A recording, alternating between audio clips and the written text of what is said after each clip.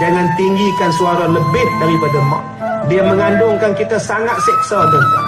Dia melahirkan kita sangat seksa. Bila kita dah besar, kena buat baik kepada mereka. Bercerai dengan isteri, boleh kahwin lain. Bercerai dengan suami, boleh dapat suami lain.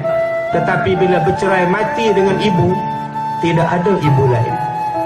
Dah tak dapat ada, tuan-tuan. Sunyinya dunia ini bila mak tak ada. Orang